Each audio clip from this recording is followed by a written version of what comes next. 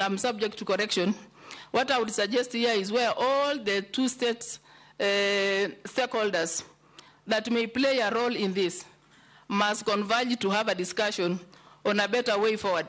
And to some extent, I would suggest that we have a legislative arm and we also have Court of Justice in Tanzania, where they would take the lead role in mediating this issue between Kenya and Uganda, and also getting other non-interested parties, non-partisan, also come to arbitrate, so that at least at the end of the day, resolution is found and no citizens suffer.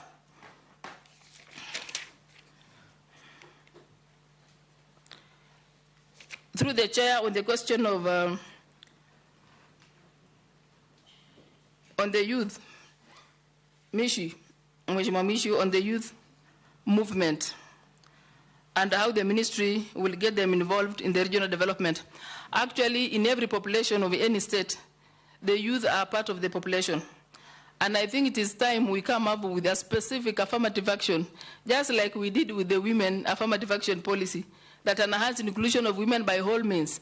I think where we are headed now is to have an independent and a deliberate policy that will incorporate the young population of this country, the young professionals in this country, into every activity, not mine alone, not the Ministry of East Africa Community alone, even the other ministries. We just put a deliberate policy that would enhance their involvement, so that they also bring the young expertise, they also bring their bit of, as they also learn from the structure itself.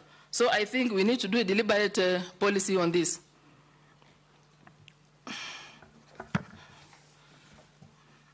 On the side of the pillars, there is, of course, there is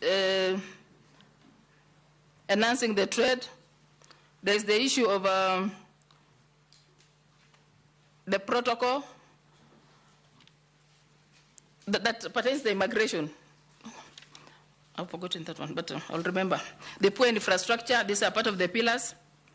We also have the political federation as part of it. We also have the monetary policy being part of it. So these are the pillars that are supposed, and the trade and the market actually.